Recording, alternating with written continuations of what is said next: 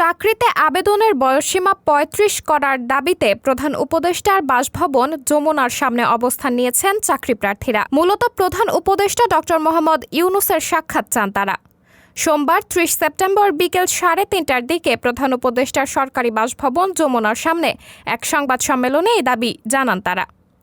চাকরি প্রার্থীরা বলেন, ৪ জনের একটি প্রতিনিধি দলের সঙ্গে আলোচনা করেছে প্রশাসনের কর্মকর্তারা।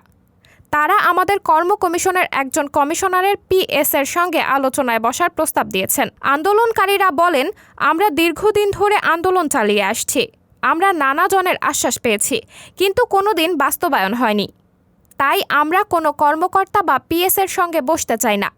আমরা অন্তর্বর্তী সরকারের প্রধান উপদেষ্টা ডক্টর মোহাম্মদ ইউনূসের সঙ্গে সাক্ষাৎ করতে চাই। এদিকে যমুনা থেকে বেরিয়ে আন্দোলনকারী রাসেল আল মাহমুদ বলেন, ভেতরে কোনো সিদ্ধান্ত হয়নি, আলোচনা হয়েছে। আমাদের বলা হয়েছে সংস্কার উপদেষ্টা ডক্টর আব্দুল মুহিতের সঙ্গে এ বিষয়ে কথা বলা হচ্ছে।